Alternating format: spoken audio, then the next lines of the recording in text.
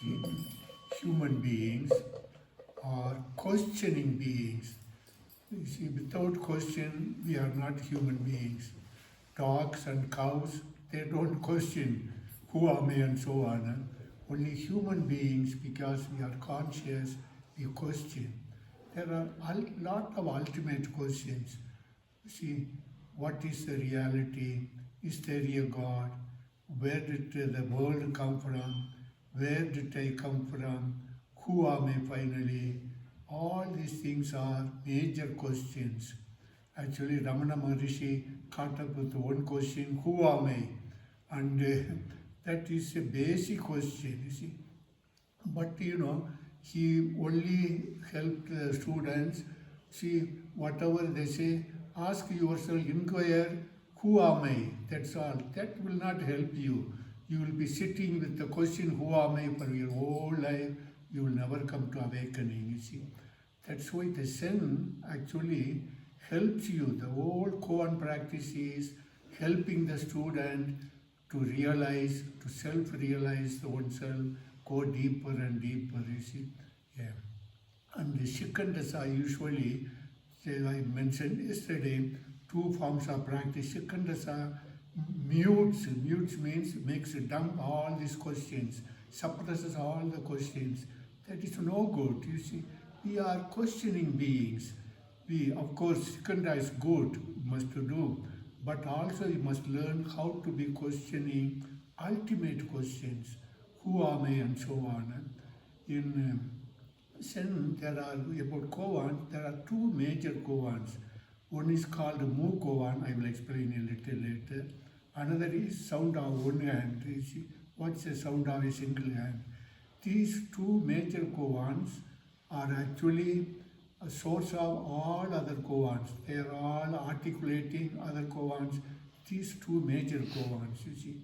And this Mu Koan runs like this. A monk asked Master Joshu. Joshu was a great Zen master. Has a dog Putta nature or not? Joshu answered, Japanese or Chinese word, mu. Mu means no. And one other time, he seemed to have answered, yes. You see, this is a major problem. What did Joshu mean by this mu? No. You see, we don't know exactly what he meant. You see, he answered yes, sometimes no. And we, for the practice, we take, it means emptiness. You see, shunya, shunyata, emptiness. We take it emptiness, you see. And the practice is, how do you realize emptiness, you see? And Sambhav Kyodan, even Rinzai, are having a lot of problems in this sort of practice, you see. Also Mumon, in Mumungan, the famous 14th century collection of Koans, his introduction gives a Mu Koan and then gives a commentary. This is absurd commentary, you see, it's no use, you see. What is the problem with the Sambhav Kyodan? You try, effort, put all your effort, and then you achieve enlightenment, you see. And you get a great experience. What are the problems in this facing, you see? Usually our yogis, Hindu yogis, they are supposed to be sitting alone, year after year, cutting a deep samadhi, and then when they get to samadhi, deep samadhi, forget themselves, they are supposed to attain enlightenment. This is false. You can't attain enlightenment by samadhi, you see. See, the major problem with the Sambhav Kyodan and the Rinzai and also the so-called Mumon's commentary is self-effort. Awakening is not an achievement. All these, both Sambhav Kyodan, Rinzai, and even this Mumon, they teach by you achieve by yourself awakening. You can't achieve by yourself awakening, you see. And then there is another problem. It is a effort, achievement, self-achievement. You can't achieve awakening, you see. Second problem is experience. You see, all experience, Zen will say makyos. Makyos means illusion, you see. you can get great experience, sort of emptiness experience, oneness experience. You can take some drugs or other things. You can get a lot of experiences. Whatever experience you have, it's not enlightenment, you see. That is a self-awakening. Then what? Let me give something about the Indian approach. Indian, you see, for the truth, epistemological truth criteria. They've got many criteria. They call these pramanas. Pramanas. I focus on three. Pratyaksha pramana, that is sensory experience. And anumana, that is inference. And then sapta. Sapta is sound, but it is the word. It is a word. You see, three, I focus on three only. See, sensory, pratyaksha, sensory experience, there was a Indian old school, Sarvakas, they said only experience is the truth, nothing else. Even science also will base itself on material experience and anumana, inference, hypothesis. Anumana means inference. You see, there is a smoke in the mountain and you think you can detect, oh, there can be fire. It need not be fire. Smoke can appear anywhere. It need not be fire, anumana, you see. So neither sensory experience is truth nor anumana. Then what about sapta? See, sapta is the word of the teacher coming from the scriptures, and then the teacher has to reveal it to you. You here, for example, Heart Sutra you recited, form is emptiness, emptiness is form. The teacher has to proclaim, reveal to you, emptiness is yourself. It is like Upanishadic Tattvamasi. You are that. You know, the teacher has to sort of reveal it. This is a revelatory grace. It is a grace. It's not self-achievement. It's not an experience. It is a grace. You see, you sort of receive the grace from the teacher's word, and then, of course, and then you realize that is what I am. Emptiness is yourself. Can you say you are emptiness? Can you say? Can you say? You can't say, I am Buddha, I am Christ, I am Atman. You can't say that. You see, this is wrong approach. Actually, Isamatsu is a famous Zen scholar. He has some comments. Carl Jung, you know, he mentioned about Atman. He says, you see, etymologically, original self corresponds to Atman. But what we call Atman in the ordinary usage implies some substantial essence and is not what I call true self. The true self has no substance. The true self has no form or substance whatever. And then again he says, there is neither form nor substance in the true self of self. It is quite different from the ordinary Atman. Since true self has neither spiritual form nor physical shape, the true self has no form and no substance. Therefore, the true self can never be bound by a myriad things. Liberation, the essence of religious freedom, rests on this point, and so on. A lot of quotations I give here, you see. And so, you can't say, I am emptiness, I am Christ, I am Buddha. You can't say that. You see, this is wrong. But also, when we say emptiness is yourself, what does it mean? That is, you know, Upanishadic sort of teaching will say, Shravana, Manana, Nitityasa. Shravana is hearing the word from the teacher. Hearing the word, that is a sort of salvific word, that is a revelatory word. And then Manana, that is trying to understand, clarify what it means. And then Nitityasa is contemplation. Be that, realize that. You see, three levels sort of say, you see. And so, for example, Shravana, of course, you heard, emptiness is yourself. And what does it mean, emptiness yourself? There are two sides in this, you know. Usually, in our consciousness, we have to realize that it is in consciousness we deal with all these dimensions. You see, emptiness in one side about the self, on the other side about the world. The two sides, you see, triptych, so to say, here and there. What about the self? When we say emptiness yourself, what does it mean? It's easy to sort of talk about that, but you must experientially experience. What does emptiness yourself means? What does it mean? Our essential self is... See, I give you some story and then I will ask you a question. This is a Hasidic story. It's a very interesting story. It is called 50th Gate. You see, Rabbi Baruch, our Metzibok, had a disciple who was caught too much in intellectual questions. The rabbi could not answer all his questions.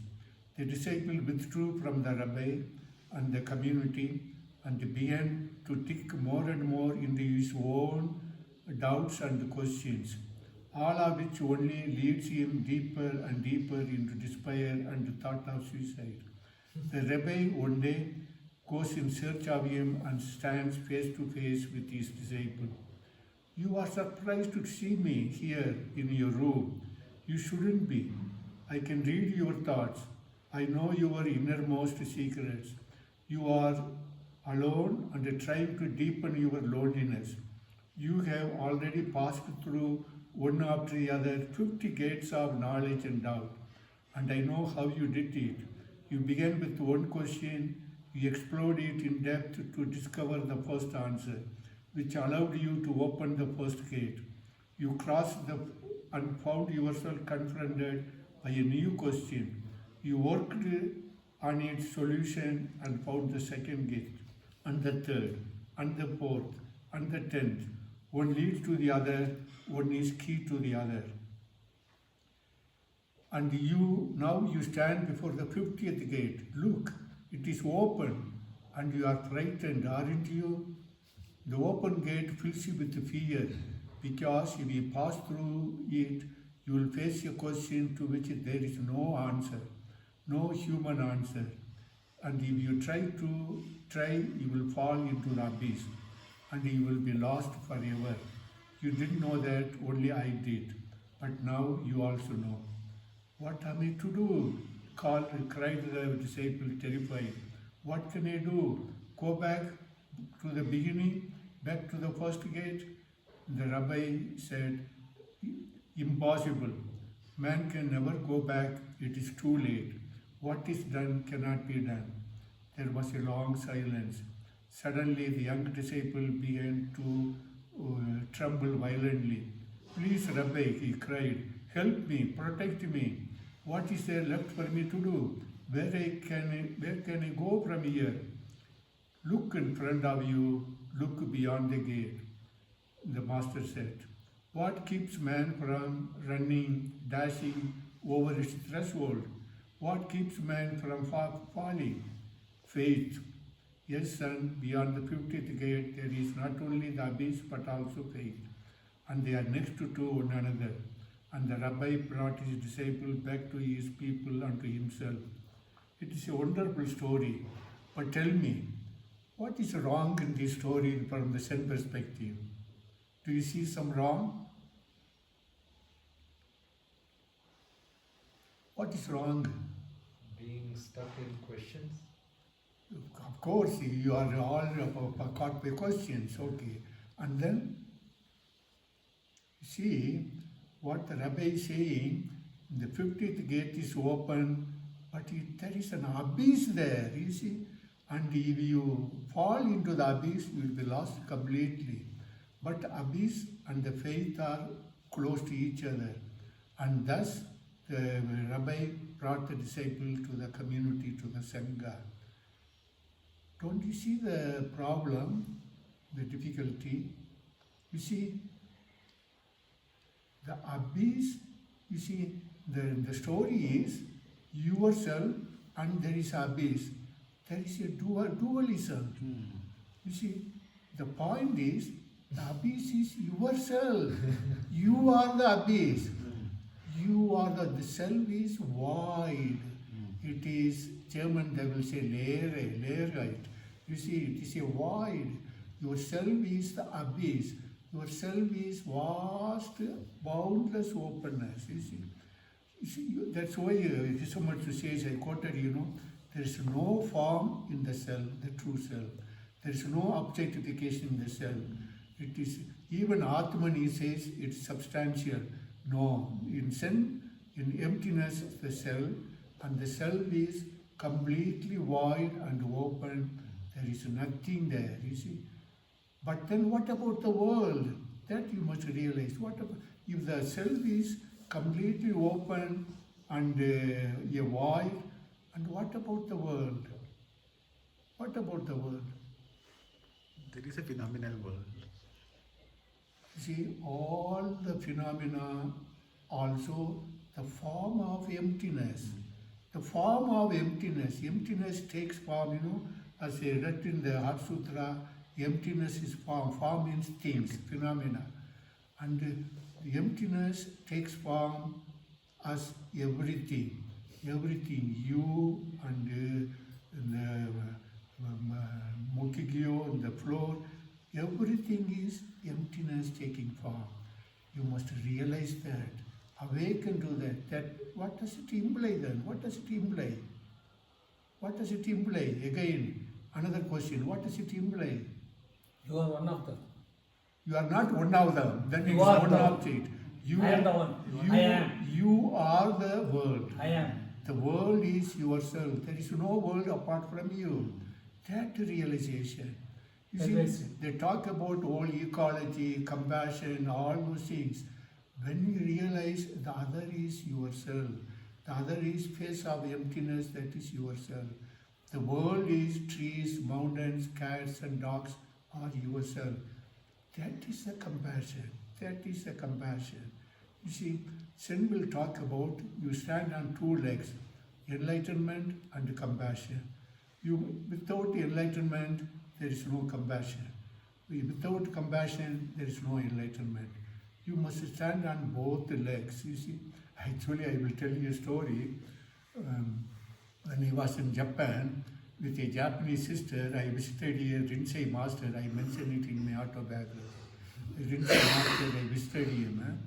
And Rinsei master, he was a famous master. He's in the famous Rinsei temple. And so he made a deep bow to the sister, particularly he said, "Sister, you Christians are so compassionate.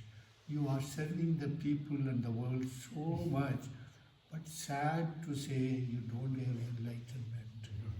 And then he said, "We Zen monks, we have enlightenment, but sad to say we don't have compassion, caring for the world, you see. We are only satisfied with our awakening." That is egoism. So you must combine both, compassion and enlightenment. That realization, you see, that is the realization, you see. So this is the Koan. First of all, remember, this Koan is when you awaken to this dimension, this is the beginning of awakening. It's a beginning, not completely. Beginning of awakening. And it is a grace, it is a revelation coming from the Master through the scriptures. You see, remember that, you see. And then you have to go deeper and deeper. All the koans will lead you deeper and deeper. The other koan, sound on one hand, is a little different from the Mu koan. It's a little different approach, you see. And you must go deeper and deeper, you see. Sasan practice is good, you can sit, but then when you are given a koan, take the koan, you become the koan, you see, you become the koan. That is the practice, you see. Because you see, the koans will be ordinary life incidents, you see, cats and dogs and eating and washing and shitting, all these in Japanese, Chinese, in for 4 centuries, they were sort of dealing with the master students. They were ordinary sort of, incidents and exchanges. They are all taken as koans. But these koan answers, they are not simple. They embrace all the world and yourself. That is the beauty of the koan answers, you see. And when you go deeper and deeper into the Koan answers, you realize that is it. That is who I am. That is what the world is. That is what the other is. That deep realization you will realize, you see. That is the whole thing, you see. And the Heart Sutra you recited, for example, all the things, you see. You remember, there is nothing at all, you see. No, you see, there is no form, no feeling, no perception, no mental reaction, no consciousness, no eye, ear, nose, tongue, body, mind, nothing, nothing, nothing. Not even attaining enlightenment. There is no attainment, you see. There are no four noble truths, you see. All those things, you see. But once you realize this, realize this emptiness, you are freed, you see, freed. But you have to go deeper into this dimension. That is our life practice, you see. Then your whole life is embraced in this dimension. That is your practice. That is what we do. Okay, I think this much is enough for time being. And Vishy asked me whether I can have question and answers tomorrow, Wednesday usually, question and answers. Usually at the end of the session, last day will be question and answers, but now we can have in the middle, you see. Tomorrow there will be question and answers, you see. Okay. Okay.